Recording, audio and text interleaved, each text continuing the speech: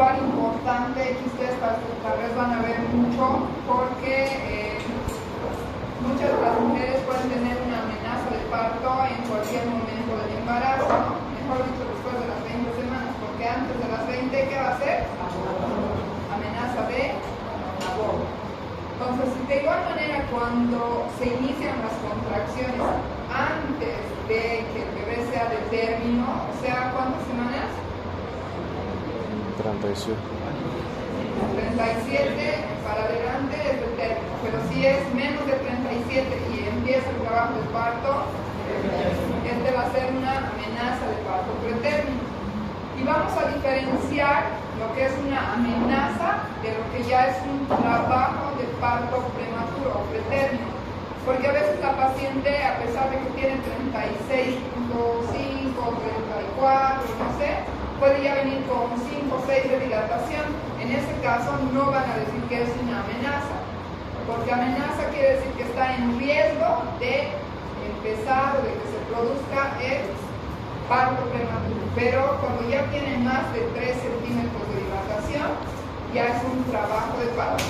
Entonces, antes de que sea un trabajo de parto, tenemos nosotros que poder diagnosticar, hacer un manejo y evitar que dilate para que el bebé no nazca pequeño, ¿no? Ese es el objetivo. Entonces vamos a definir, les he dicho siempre que cuando ustedes quieran saber bien una patología, o por lo menos para que conozcan, porque como son 1000 patologías o no sé cuántas, de nefro, de reumato, de todo, lo que tienen que saber es por lo menos definición, causa, diagnóstico y tratamiento, ¿no? Así en básico, en resumen, para que puedan identificar y hacer el manejo, porque que se memoricen absolutamente todo, no. Entonces, ¿cómo vamos a decir que es una amenaza? Hemos dicho que vamos a tener 3 criterios. Uno, primero, la edad gestacional, ¿no? Si este embarazo es de 20 para algunos libros, ¿no? O 22 a 36.6, o sea, menos de 37, se va a considerar un embarazo prematuro o pretérmino. El segundo criterio, ¿cuál va a ser? Ustedes han dicho que inicien las contracciones, ¿no? Antes de que cumpla 37 semanas. Entonces, la presencia de contracciones uterinas en esta edad gestacional también son un criterio de diagnóstico. Así que si una paciente viene, ustedes le calculan por fecha de última menstruación, no sé, 35 semanas, y controlan la dinámica, porque ya han aprendido a controlar dinámica, ¿no? ¿Cuántas tienen que haber para que sea un trabajo de parto? ¿Qué? ¿Mayor a 4? ¿Cuánto? ¿Cuál era el valor normal de una contracción, la frecuencia normal? De 3 a 5. Entonces, si la paciente ustedes le controlan en 10 minutos, tiene 3 o 4 contracciones, eso ya es una contracción o está en trabajo de parto, no está iniciando o tal vez es una amenaza. Entonces, la presencia de contracciones con una edad menor de 37 y además la modificación cervical. ¿Qué son las modificaciones cervicales? ¿Qué?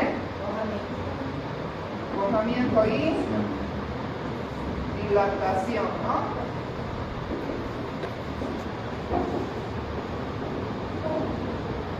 ¿Qué es el borramiento? ¿Alguien sabe? Que el cuello les he dicho que es así de larguito, ¿no? Entonces esto mide más o menos de 3 a 5 centímetros. Por lo general entre 3.5, pero hay algunos que pueden tener un cuello bien largo, pero 3.5 es la media de la mayoría de los cuellos. Entonces, si este grosor se pierde, es el borramiento, es decir, ese cuello cuello que es así de largo se va haciendo cada vez más pequeñito, más delgado. Así que la cabeza, cuando ya esté todo bojadito, la cabecita va a estar aquí, ¿no? Empujando, queriendo abrir el cuello. Entonces ese es el bojamiento. ¿Y la dilatación qué es? Es la abertura, algo así, ¿no? Entonces el cuello que estaba así cerrado va a empezar a dilatar. Entonces esas son las modificaciones cervicales. Así que cuando venga una paciente que tenga aparentemente contracciones, dolores, como quieran llamar ustedes, lo que primero que van a hacer es determinar la edad gestacional. Si la paciente tiene menos de 37 semanas, pensarán en una amenaza de parto prematuro. Le controlan las contracciones. Si tiene 2 o 3 contracciones en 10 minutos, pero más de 2 contracciones en 10 minutos, ya es un criterio de una amenaza de parto prematuro. Si el cuello uterino está menos del 50% y menos de 3 centímetros de dilatación, también estamos hablando de una amenaza. Cuando la dilatación ya es más de 3, o sea 4 o 5, eso es un trabajo de parto prematuro. O sea, ahí ya no hay vuelta atrás. En la amenaza sí podemos hacer algo para evitar que sigan las contracciones y que el bebé nazca pequeño. Pero cuando ya está más de 4 centímetros, lamentablemente ese trabajo de parto va a evolución y van a ser un bebé pequeño. Lógicamente, el recién nacido va a tener un peso menor a 2.500, que hemos aprendido la semana pasada en restricción, que existen los rangos de peso, y los bebés menores de 2.500 por lo general son menores de 37 semanas. Y la longitud cefalonalga, al hacer la ecografía, va a ser menos de 25 centímetros. Pero básicamente yo quiero que ustedes recuerden estos 3 criterios: la edad gestacional, las contracciones uterinas y la modificación cervical, que tiene que ser menos de 3 centímetros y menos del 50% de bojamiento, ¿no? Las contracciones pueden ser 2 o más en 10 minutos. Y la edad, ya saben, de 22 o de 20 hasta 36.6 o casi 77. ¿Sí? ¿La disposición está mayor que 50% y menor que 50%? ¿Mayor o no? ¿Cómo? Un bojamiento mayor o menor que 50%? Menor. La disposición es mayor. ¿En la deportiva? Sí, no, Ay, sí, estoy mal, estoy mal. No. Si el bojamiento es más o menos del 50%, si es menos del 50% es una amenaza. Cuando ya es más del 50%, digamos hasta 70%, si es un trabajo en la deportiva y es mayor. mayor. Está mal. Entonces, chicos, recuerden que es menor ya. Porque si es mayor del 50%, el cuello ya está tan delgadito que se va a abrir, ¿no? Entonces, tiene que ser más o menos eso. Pero más que el borramiento, porque el borramiento también puede ser un poco subjetivo, ¿no? Si tocamos nosotros y decimos no está borrado y resulta que tiene 1 centímetro, igual que la dilatación. Pero cuando ya hay una apertura, cuando vamos pensando en una amenaza o en el trabajo de parto. Entonces su frecuencia de aparición es muy variable y va a ser muy frecuente y llega por lo menos al 10% de las pacientes. Eso quiere decir que de 100 mujeres embarazadas, 10, por lo menos 10 van a tener amenaza de parto prematuro a lo largo de su embarazo. Es una causa de mortalidad infantil y neonatal, especialmente si la edad gestacional es menos de 28 o 30 semanas, que los bebitos van a tener más riesgo de morir por la prematurez, ¿no? Y es más incidente en países subdesarrollados. Eso porque no existe el nivel cultural, no van al control prenatal, o tal vez son adolescentes que están ocultando sus embarazos y no hacen un control prenatal. Básicamente, no sabemos exactamente las causas, pero va a estar asociado muchas veces a un proceso infeccioso.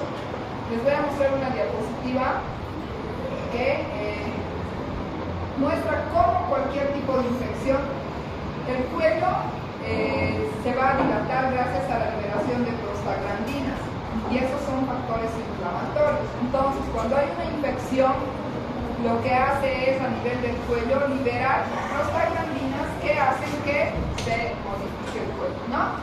Entonces, las causas pueden ser idiopáticas asociadas a la paciente, pueden también muchas veces estar asociadas a la ruptura prematura de membranas, que va a desencadenar porque también libera factores inflamatorios, o un factor iatrogénico. Hay algunas mujeres que llegan al hospital que se han colocado misoprostol, que se supone que es para otros usos, como por ejemplo causar un aborto, pero cuando ya se han peleado, no sé, con su novio, quieren llamar la atención, o al final se han dado cuenta tarde que están embarazadas, se ponen misoprostol a las 28 o 30 semanas. Entonces, pero en esos casos obviamente ya es como un crimen, ¿no? Matar a un bebé o sacar a un bebé chiquito. O en esos casos, por ejemplo, de interrupciones legales del embarazo, donde voy a escuchar en la tele algunas veces que vienen y dicen: ya tiene 27 semanas, queremos que le interrumpan legalmente el embarazo. Entonces ese bebito al nacer ya va a pesar, pues no sé, 700.000 gramos. Pues no es sacarlo y dejarlo ahí que deje de respirar y se muere, ¿no? Porque en esa edad ya tendríamos la obligación de ponerle su cantante, de hacer que pueda morir.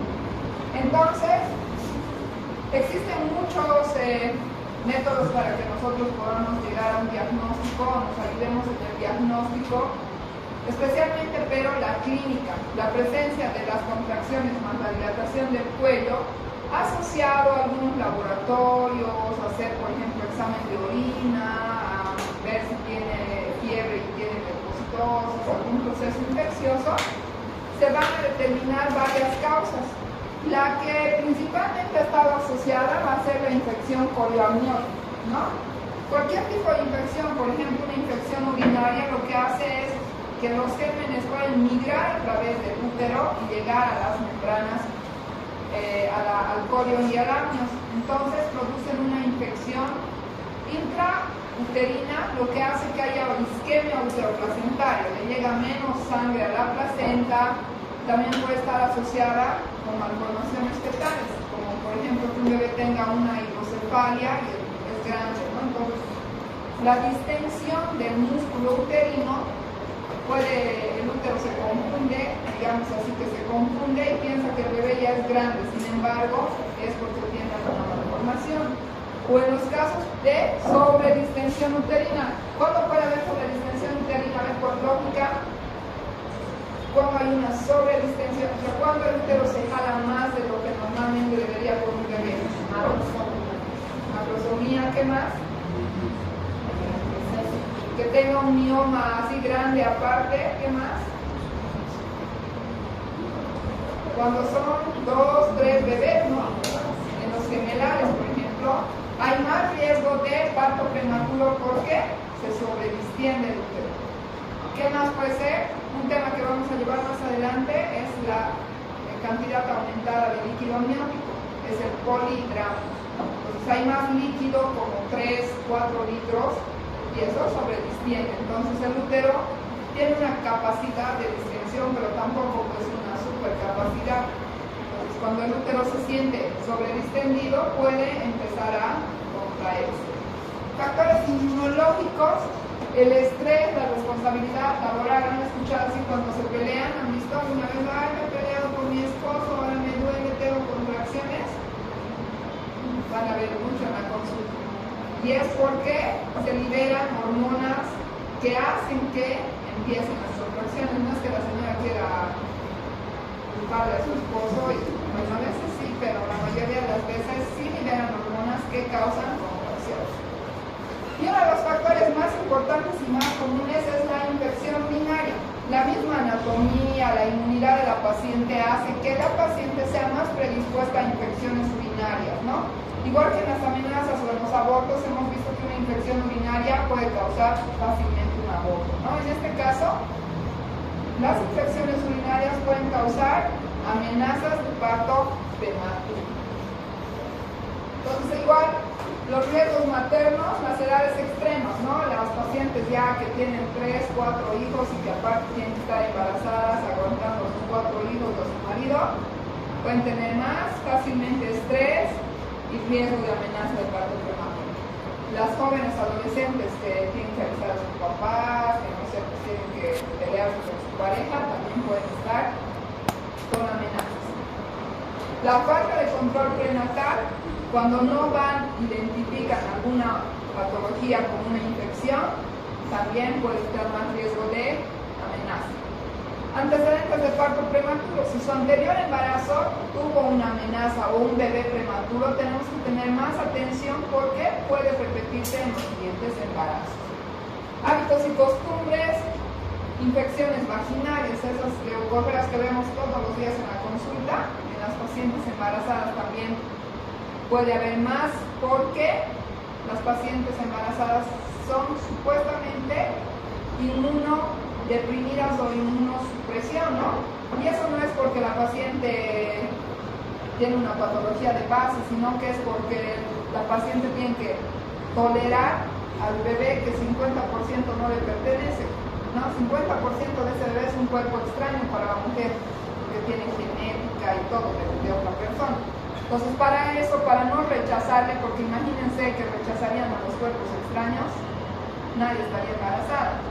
Entonces, trata el sistema inmune de bajar las defensas para tolerar a ese efecto. Entonces, eso hace que la mujer tenga más predisposición de infecciones vaginales, infecciones urinarias, no tiene muy buenas defensas. ¿No han escuchado? La embarazada tiene bajas defensas, tiene que tomar vitaminas. Entonces, es por eso. Enfermedades sistémicas como la diabetes, la hipertensión, otras patologías de base, el lupus, el hipotiroidismo, todas esas enfermedades que ustedes conocen también pueden estar asociadas con el embarazo y tener más riesgo la mujer de tener contracciones pretéritas. Las mamás solteras, las largas jornadas laborales, los bajos niveles socioeconómicos. Entre los factores de riesgo fetales, les decía, ¿no? Las anomalías congénitas, que el bebé tenga un tumor, no sé, una hidrocefalia, los embarazos múltiples van a sobredistender y van a hacer que inicien las contracciones. La macrosomía fetal y la muerte fetal, en algunos casos como patologías de base, que hacen que se liberen factores también inflamatorios o tóxicos para la mujer cuando está mucho tiempo dentro del útero. Entre los factores uteroplacentarios, las embarazadas con dispositivo han visto o han escuchado que varias mujeres pueden embarazarse a pesar de tener el dispositivo intrauterino. Entonces, la presencia de un dispositivo, especialmente si está cerca al cuello, puede ser un factor para romper la membrana. Entonces, se rompe la membrana, hay un contacto del interior con el exterior y hay más riesgo de infección amniótica. La incompetencia cervical, ¿han escuchado o saben qué es la incompetencia? ¿Ah? ¿Qué les parece? Incompetencia cervical es una patología en la que la paciente, por factores genéticos o traumáticos adquiridos a lo largo de su vida, hace que el cuello no tenga esa capacidad de cerrarse o de tener esa longitud de 3 o 5 centímetros. Entonces, aquellas mujeres, por ejemplo, que se someten a abortos provocados varias veces, o les hacen legrados forzados, o incluso, como les decía, genéticamente tienen pocas fibras de colágeno, algunas estructuras que hacen que el cervix se mantenga cerrado y largo. En este caso, las pacientes, su cuello se va disminuyendo tanto que llegan a una edad como 20, 25 semanas y dilatan fácilmente con la misma presión. Entonces, esa es un factor de riesgo para que el bebé nazca prematuro. En esos casos, lo que hacemos es hacerles identificar a estas pacientes y les hacemos un cerclaje, ¿no? Que es como una jareta. ¿Saben lo que es jareta o todavía? Jareta no saben, en técnica quirúrgica, no llevan tercer año. Agarran una bolsa y le ponen una cinta alrededor y pues, lo cierran. Eso es una jareta. Entonces, parecido a eso hacemos en el cuello. Ponemos una cinta especial y cerramos. No ahondamos, cosa que le ayudemos a que este cuello no se abra. ¿No? Esas son cirugías especiales y con riesgo también de que podamos pinchar la bolsa amniótica y también perdamos al bebé. Malformaciones uterinas como por ejemplo los úteros bidecos, ¿han visto?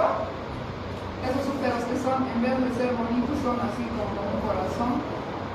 Unicornes, bidecos, son malformaciones congénitas del útero. Tienen varias formas los úteros. A veces hay úteros que solo tienen, no tienen cavidad, son así pequeños, no hay vagina.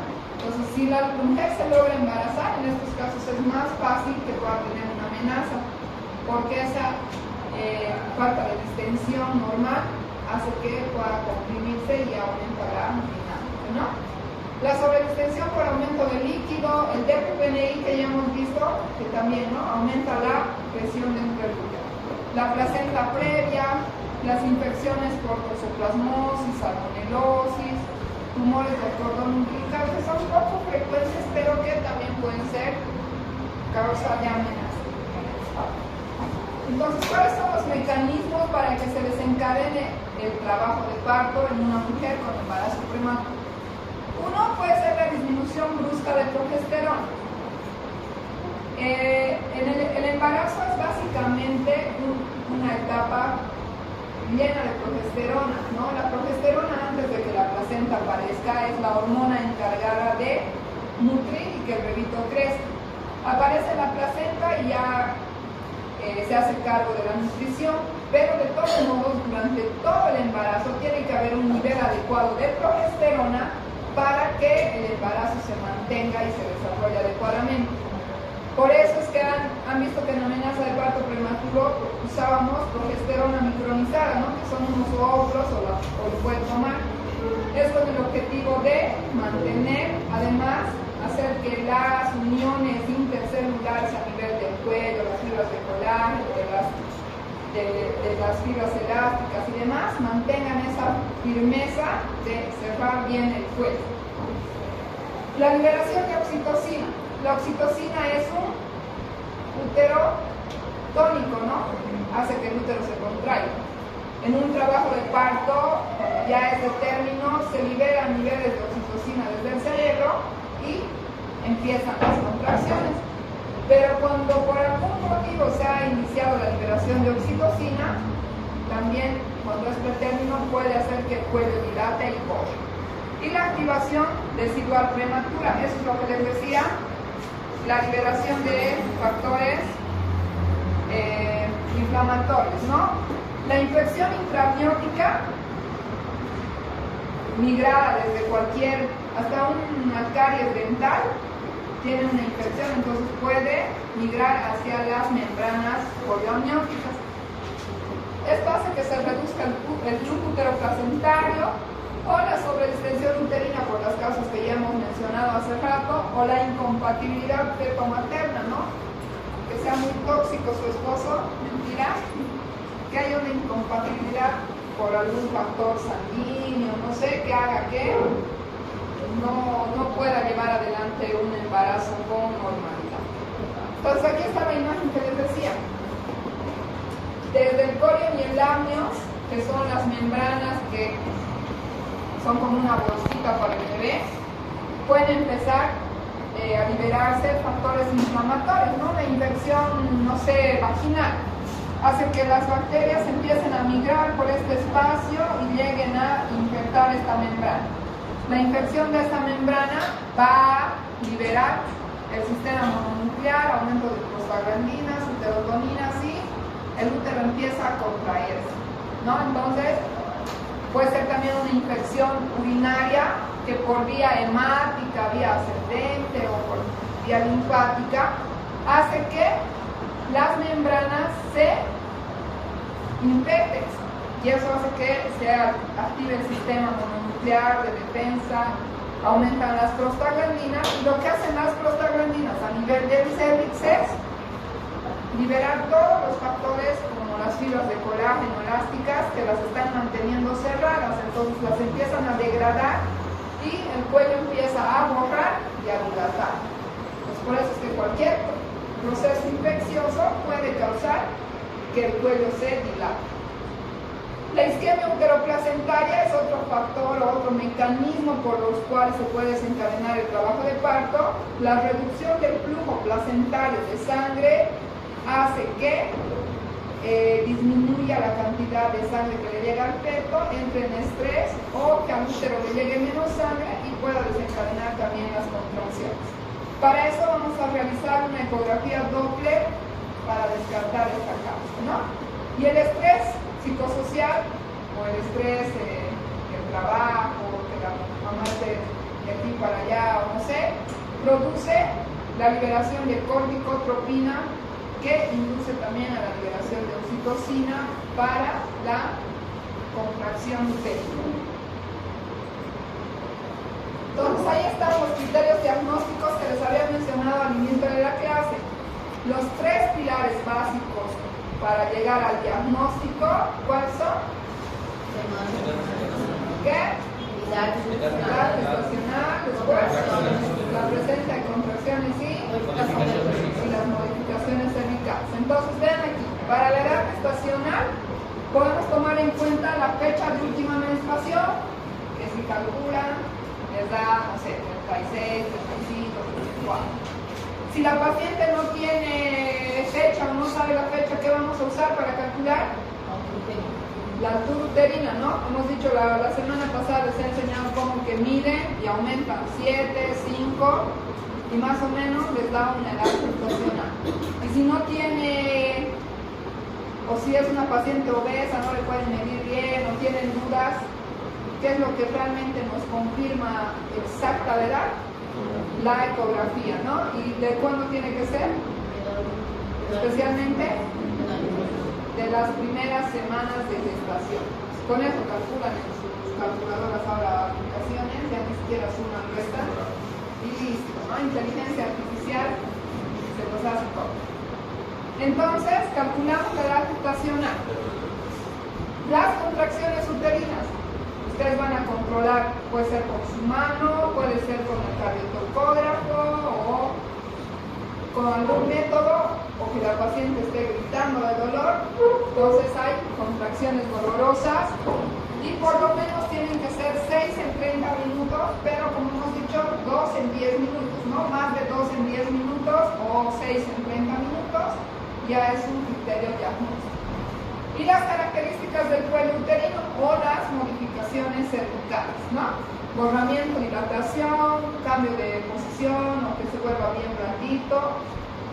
También en la ecografía nosotros vamos a poder confirmar este borramiento a través de la medición de la longitud cervical. Además de la ecografía obstétrica y Doppler, ustedes pueden solicitar eco para longitud cervical. Así le ponen en la orden. Medición de la longitud cervical, y lo que va a hacer el ecografista es medir de aquí a aquí cuánto mide. Si esta longitud cervical es menos de 2.5, que es el punto de corte para considerar ya una amenaza, si mide menor de 2.5, ese parto se va a desencadenar en una semana, 2 semanas. Si tiene 1 centímetro, seguramente de aquí a 5 días, ¿no? Entonces eso les va a ayudar a saber si el cuello ya se está borrando o no.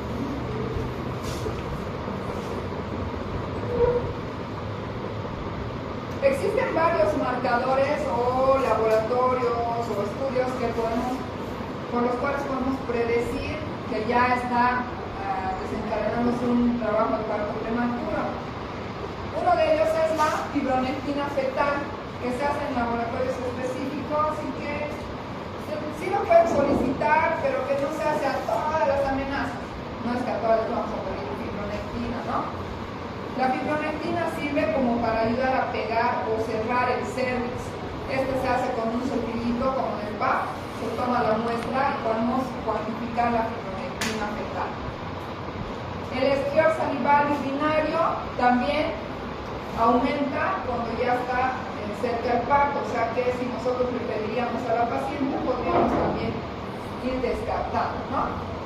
Se puede hacer el monitoreo en casa o siempre debemos enseñar a la paciente cómo son las contracciones o qué es lo que a qué tiene que estar atenta, ¿no?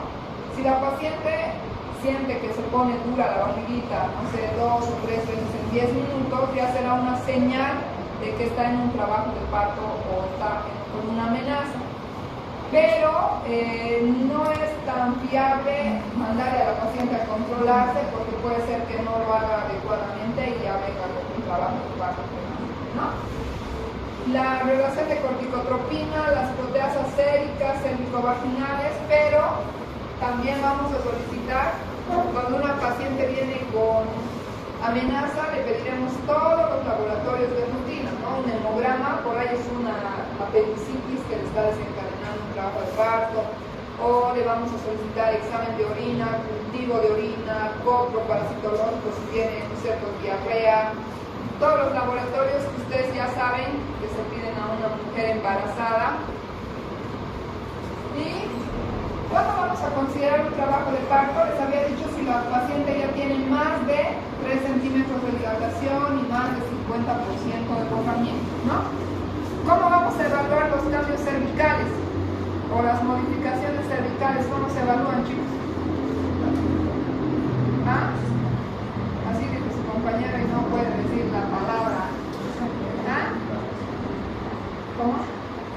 Tacto. ¿Por qué tienen miedo? No pueden gritar si tienen la respuesta. Tacto vaginal, ¿no? Le vamos a hacer el tacto. Obviamente tiene que tener experiencia e ir calculando, ¿no? Si sus 2 dedos entran, especialmente los que son grandes o gorditos, ya será pues 3 de dilatación. Si entra un dedito será 1 centímetro, entran 2, 3, ya van abriendo y van viendo, ¿no? Además, ¿qué cosa podemos hacer? Aparte del tacto, en realidad no, lo primero que se debería hacer no es un tacto vaginal, por ahí es una placenta previa. ¿Qué tenemos que hacer? ¿Ah? No, examen ginecológico, ¿dónde está?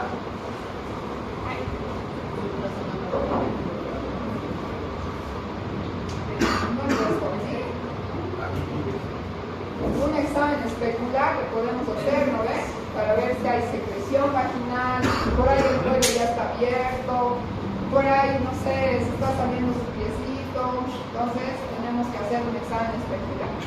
Para poder evaluar las condiciones cervicales, vamos a hacer el tacto vaginal y también vamos a solicitar, como decía, una ecografía, ¿no? Donde podemos pedir la longitud cervical. Y también podríamos pedir una ecografía para ayudarnos a determinar cuánto de peso tiene ese bebito. Si ya tiene más de 1000, no sé, pues está con 2 kilitos, 2500. Eso nos ayuda a predecir si el pronóstico va a ser bueno o malo. Tal vez ha tenido una restricción de crecimiento aparte, ahí el bebito va a ser más pequeño, ¿no? Las contracciones, la paciente puede percibir las contracciones o ustedes van a tener que monitorizar la dinámica uterina, ¿no? O pueden utilizar un registro cardiotocográfico que ya les he enseñado cómo se conecta, ¿no? Ese aparatito que nos marca las contracciones.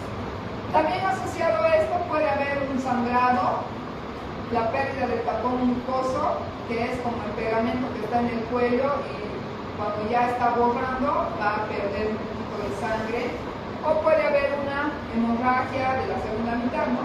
Tener una placenta previa.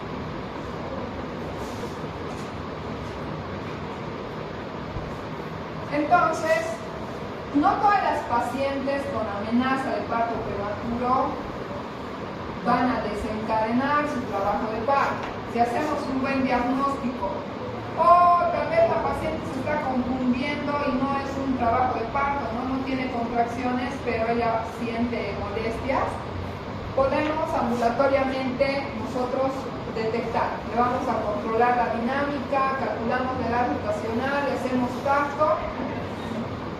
Si dudamos del diagnóstico, tendríamos que reevaluar a la paciente en una hora y media, 2 horas, ¿no? Tenerla en reposo. Tal vez ha ido al mercado a comprar todas sus cositas para su bebé y resulta que solo son contracciones pasajeras. Entonces, le tenemos en reposo y volvemos a controlar. Si ya tenemos criterios sólidos de un diagnóstico de amenaza de parto pretérmino, la paciente se debe internar. Y ¿Y para qué la vamos a internar? Díganme, ¿para qué la internamos? ¿Cesárea? Qué malo, qué mala. Sí, está bien, pero para evitar el trabajo, hacer algo para evitar que ese bebito nazca pequeño, ¿no ve? Hemos dicho. Entonces, para eso tenemos que, si tiene contracciones, inhibir las contracciones, ¿no? ¿Para qué inhibimos las contracciones? ¿Solo para que la paciente deje de gritar y nos deje dormir en la guardia? ¿Para que no nazca? ¿Ah? Eso dice, para que se desarrolle, él ha aprendido y alguna vez les he dicho, ¿no? Inhibimos a las pacientes para lograr la maduración pulmonar. Si va a seguir las contracciones, el medicamento no hace efecto.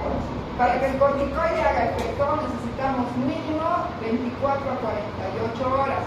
Entonces, para madurar el bebé, tenemos que inhibir las contracciones. Hospitalizamos a la paciente en reposo.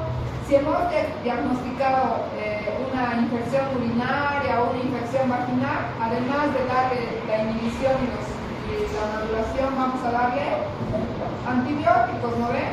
Porque estamos tratando la causa de las molestias. Entonces,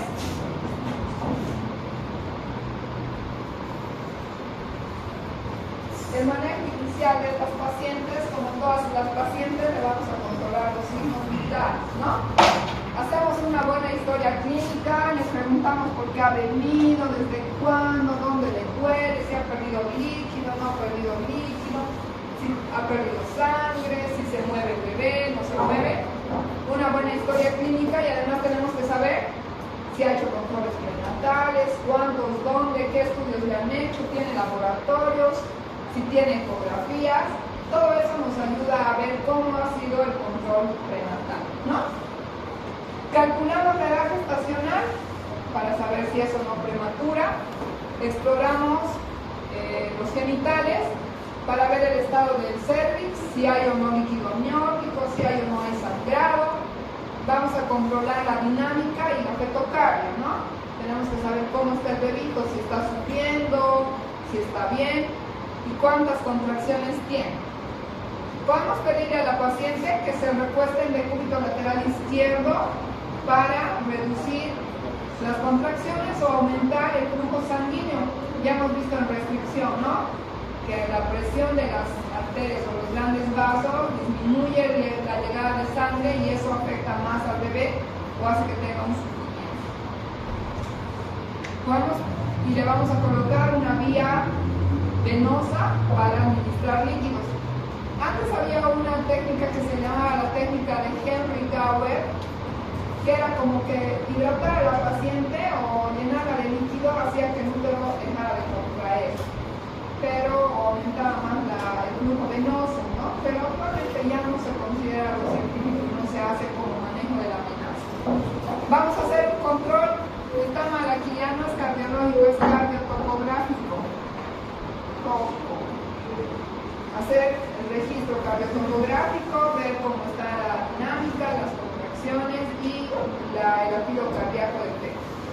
Laboratorios de rutina, lo que les decía, hemograma, examen de orina, glicemia. Y algunas pacientes antes se las sedaba porque estaban muy ansiosas, pero actualmente no se las seda mucho porque puede haber alteraciones en el pecho, ¿no?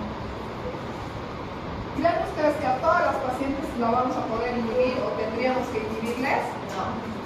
¿Por qué? Porque está más de 3 centímetros. ¿Qué? Más de 3 centímetros. Si está más de 3 centímetros, ya ni modo, ¿no? Les he dicho, no hay marcha atrás, entonces estamos en casos de amor. Entonces, hay contraindicaciones. No a todas las pacientes les vamos a inhibir. ¿Por qué? Porque si hay una paciente que tiene un proceso súper infeccioso, no sé, ya está llegando a sepsis, se está a punto de morir por eso, al bebé va a empezar a sufrir y le va a complicar, ¿no? Entonces, en esos casos es mejor, podemos interrumpir por parto o cesárea, dependiendo de las indicaciones del embarazo, pero hay contraindicaciones para la inhibición. van a ser absolutas la infección coriamniótica con clínica evidente, por ejemplo, leucocitosis, que haya sangrado, el útero está muy irritado y el bebé está empezando a sufrir. En esos casos interrumpimos el embarazo. El óbito fetal, si el objetivo es que el bebé desarrolle, gane peso y sea maduro, en un óbito o muerte fetal ya no tenemos que madurar a nadie, ¿no ve? Entonces, en esos casos, si es prematuro, no lo vamos a mantener hasta que sea de término. Tenemos que o dejarlo en evolución espontánea o hacer una cesárea. Si tiene indicación de cesárea, tendríamos que hacer una cesárea, ¿no? Malformaciones fetales incompatibles con la vida. Hay algunas mujeres que no se hacen ecografía hasta que ya su bebito tiene, no sé, pues 36 semanas, 35. Y resulta que sus bebés tenían malformación, ¿no? O alguna cosa que no va a ser compatible con la vida. En esos casos es mejor dejarlo nacer que madurar. Patología materna grave. La paciente está con hipertensión y está convulsionando. ¿Qué vamos a preferir? Sacar al bebé para darle mejor chance externo que la mamá se nos muera embarazada, ¿no? Sufrimiento fetal agudo. Si el bebé es prematuro y detectamos que su frecuencia, no sé, está muy bajita o muy alta, es mejor interrumpir el embarazo. Trabajo de parto avanzado, lo que decía su compañera, ¿no? Si ya está con 4 o 5, la dejamos en evolución espontánea, o si tiene indicación absoluta de cesárea, tendrá que ser cesárea. En hemorragia grave, como hemos llevado en hemorragia de la segunda mitad, ¿no? Si la paciente está descompensada, choqueada y es pretérmino, debemos interrumpir independiente de la edad gestacional. Entonces, en estos casos tenemos que tener el nacimiento. Relativas. En algunos casos vamos a pensar si le damos chance a madurar o tenemos que interrumpir el embarazo. Esos son los casos, por ejemplo, de RPM. Si hay ruptura de membranas, la paciente no tiene leucocitosis, clínicamente no está infectado, el feto no está sufriendo, podemos primero madurar y después recién interrumpir el embarazo. La restricción de crecimiento de igual manera. Si en la ecografía Doppler y los flujos cerebrales todavía están estables, podemos esperar un poquito a madurar. Si la dilatación es más de 4 centímetros, muchos de estos pacientes con trabajos de parto prematuro van a ver que están 2-3 días con la misma dilatación.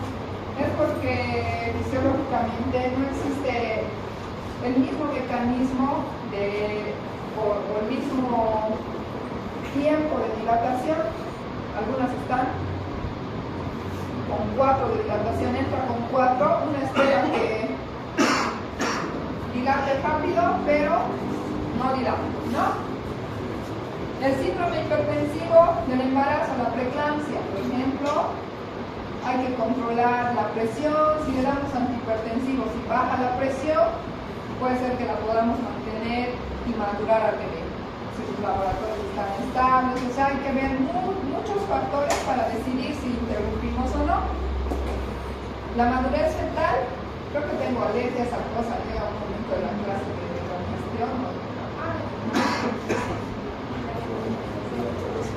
Y la hemorragia o el sangrado central.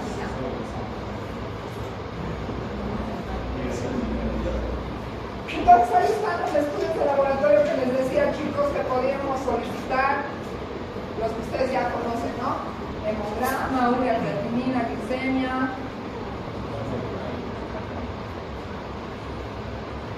Examen de orina, urocultivo. Podemos pedir también cultivos de secreción vaginal, tinción de Gram, electrocardiograma, ecografía Doppler, todo lo que ustedes necesiten para poder confirmar su diagnóstico. En algunos casos en los que sospechan de corioamnionitis, actualmente se puede hacer este cultivo de líquido amniótico, que se hace con guía ecográfica, ¿no? No se hace en un consultorio o en un lugar así, en un primer nivel. Entonces hacen una punción, sacan el líquido, enviamos a cultivo. Si se confirma la corioamnionitis, se deberá interrumpir el embarazo. Pero como les digo, no todas se les hace eso porque nos costaría muy caro y no hay pues la tecnología y el riesgo también es mucho. Imagínense que no esté rota la membrana, le hacemos, no hay coriamenitis, pero se rompió y se infectó, lo hemos contaminado. Entonces ahí siempre a todas las pacientes estos estudios debemos hacerles con consentimiento y explicándoles que se puede complicar, ¿no? Bien, ahora vamos a hablar del tratamiento. Ya hemos visto cómo diagnosticamos y cómo hacemos el tratamiento. Hemos dicho que vamos a usar, aquí voy a anotarlo, ¿bien? Porque es también importante que recuerden esto.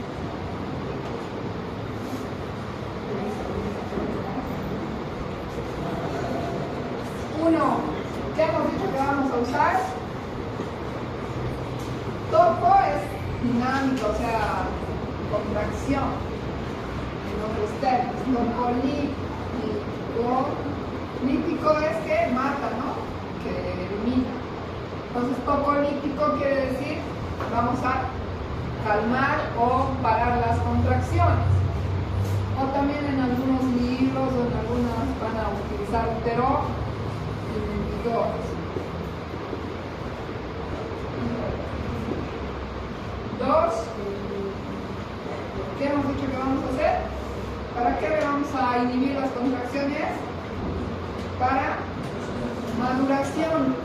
Eso se hace con corticoides o corticoterapia. 3. Si hemos dicho que tiene infección, vamos a asociar antibióticos, ¿no? 4.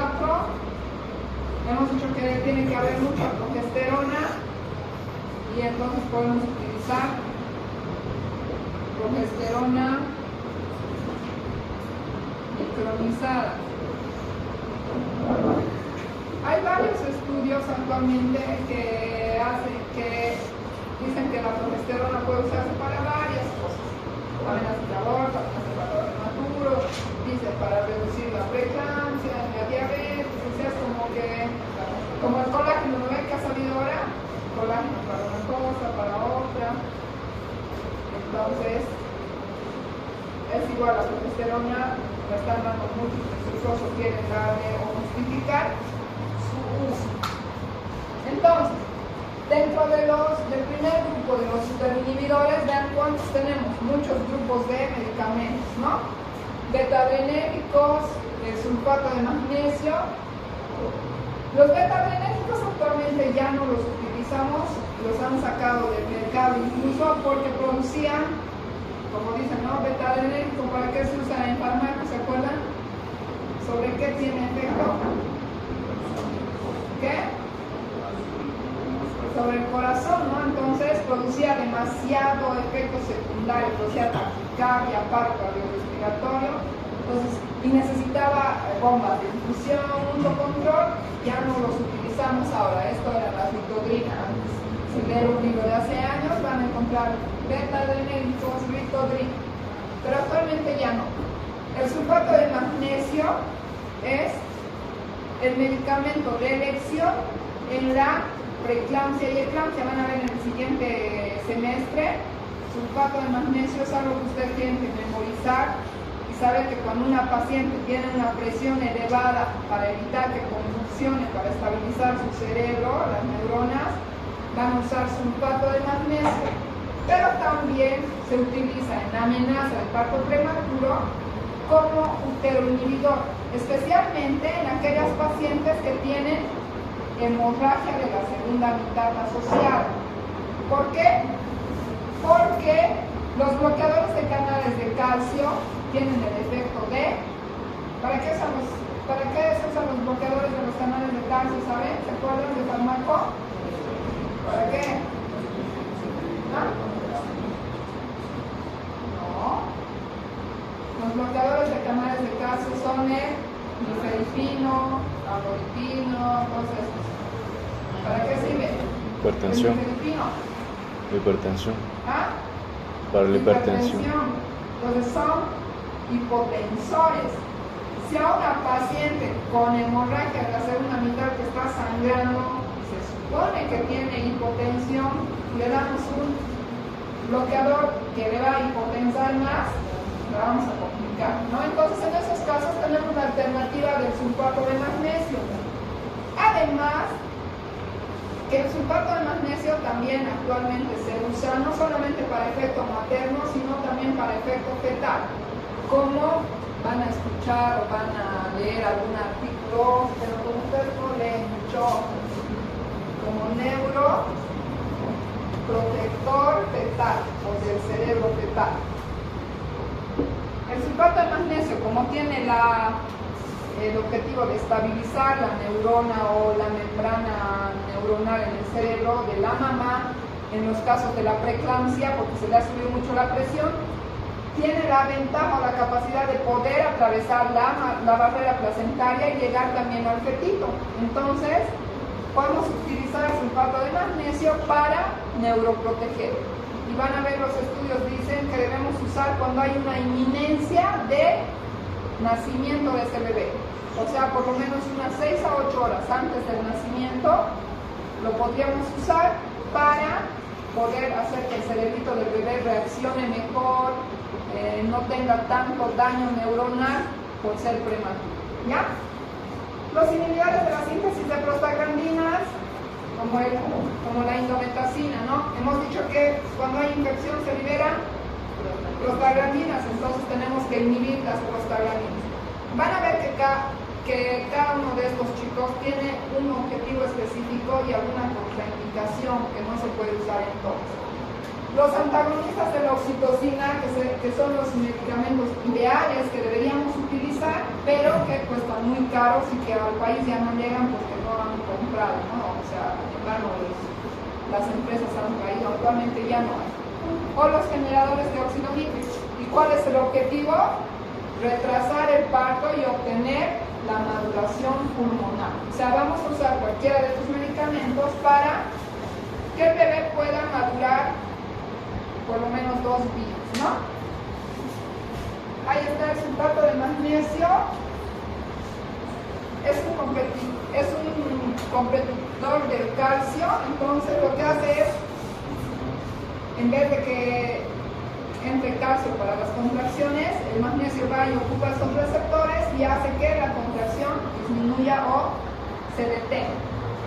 Disminuye la concentración de calcio libre intracelular y eso hace que la contracción no tenga calcio para poder contraer. Hemos visto la primera clase, ¿no?, de contracción uterina, que hay liberación de calcio para contracción.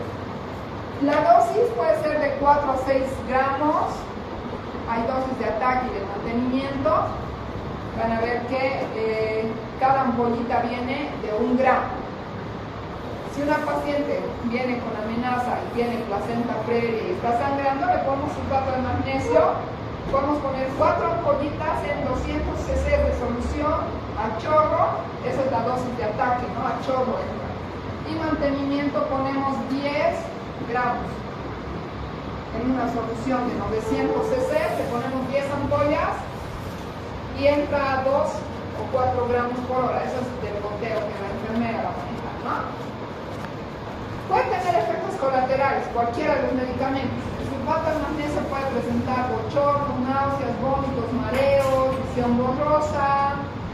En algunos casos en los que hay intoxicación, porque el exceso de magnesio hace que pueda también haber un paro cardiorrespiratorio, edema pulmonar, entonces hay que tener mucho cuidado, no podemos ponerle a chorro el sulfato de magnesio. Entonces es un medicamento de mucho cuidado. Y en el feto puede causar hipotonía, taquicardia, hipocalcemia.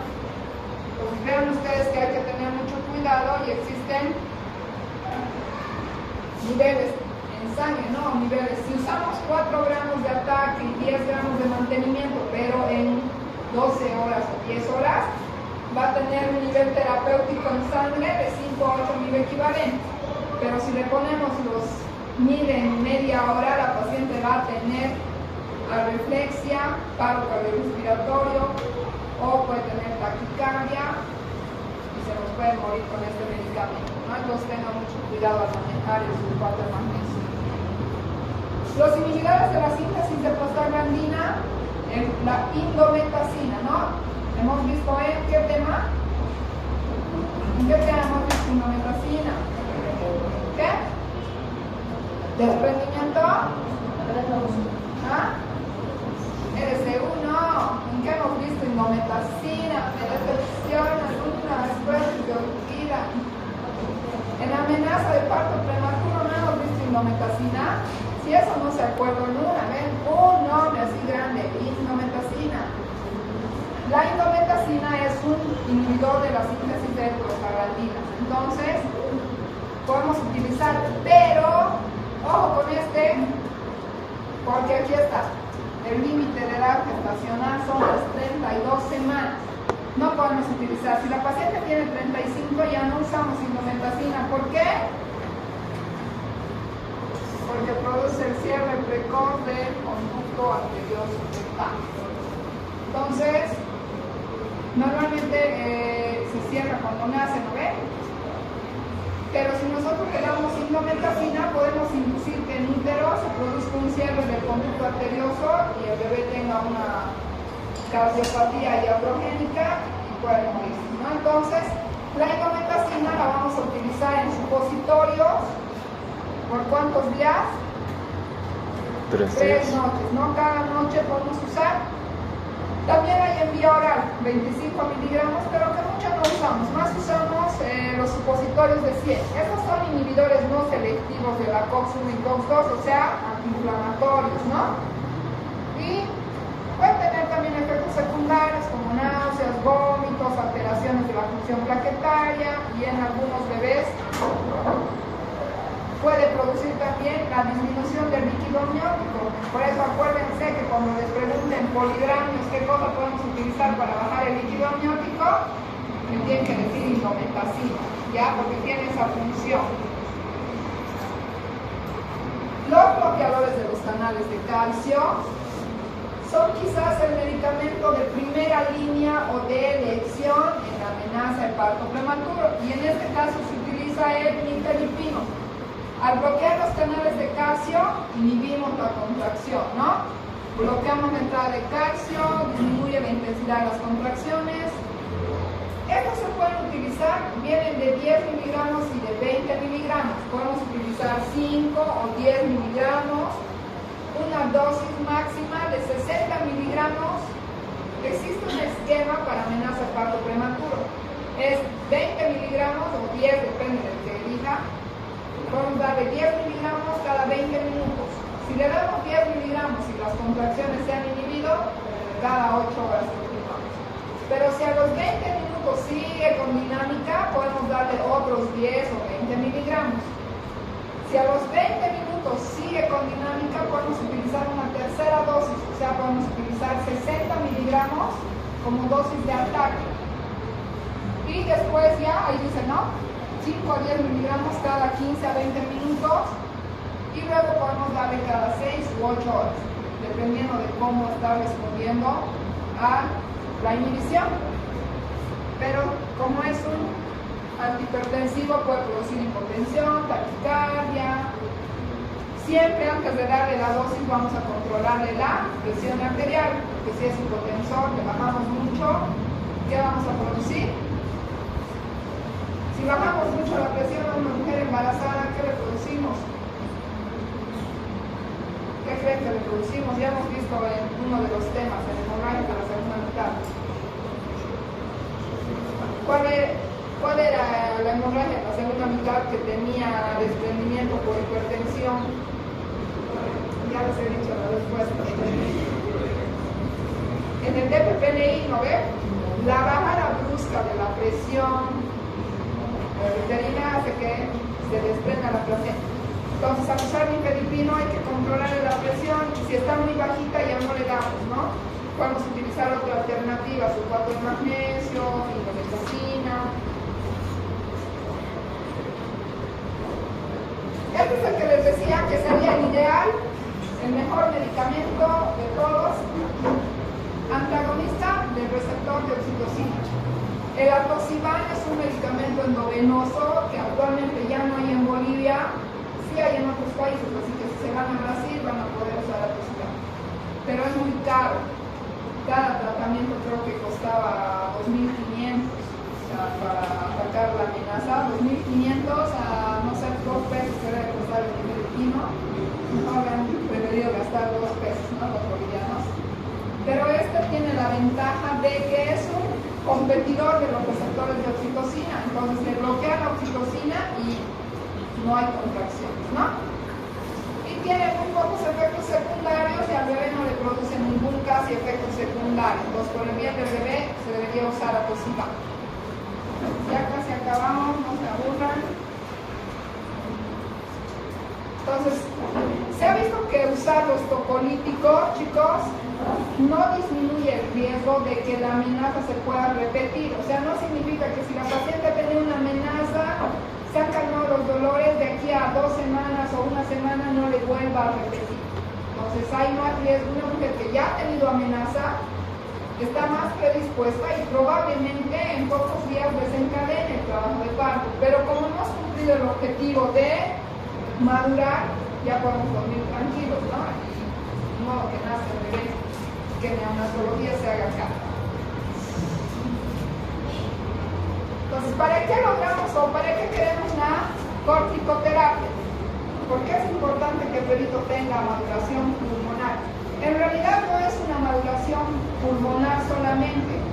El corticoide le ayuda a madurar su cerebrito, sus riñones, todas las estructuras del feto, pero casi siempre han debido escuchar ustedes maduración pulmonar, porque eso es lo que se nota, ¿no ve?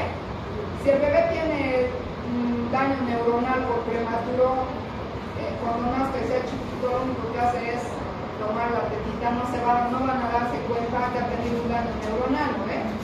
Cuando crezca, vaya a la escuela, no pueda, no apruebe el fármaco, ahí vamos a decir, ay, había tenido un daño neuronal porque era prematuro. Mentira, es una cosa.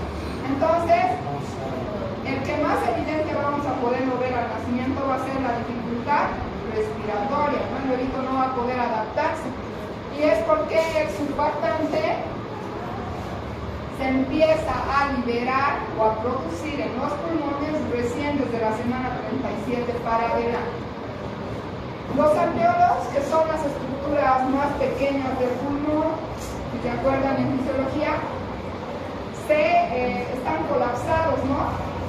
Porque no hay surfactante. El surfactante hace que los alveolos se mantengan abiertos. Entonces puede haber un flujo adecuado de oxígeno o de aire.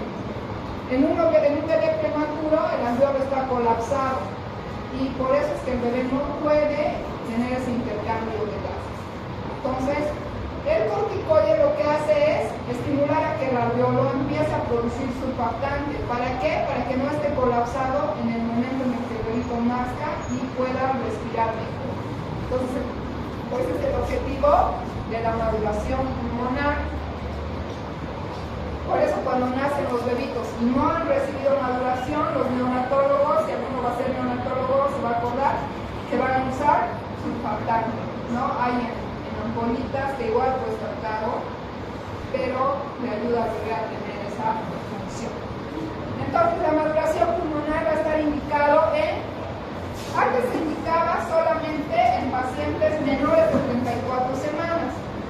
Ahora es flexible, ¿no? Si tiene 35, 36, hay algunos que podemos usar.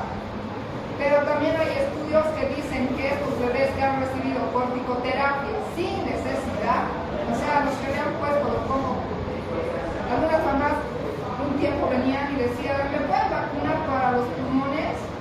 Y los ginecólogos, algunos malitos, les ponían así ya. Y no tenían amenaza de parto prematuro. Entonces hay estudios que dicen que pueden tener trastornos psiquiátricos, autismo, varias cosas asociadas al uso del corticoide sin necesidad. Entonces, ahora la mayoría de los ginecólogos responsables solo damos cuando, creo que la clase tiene que durar media hora.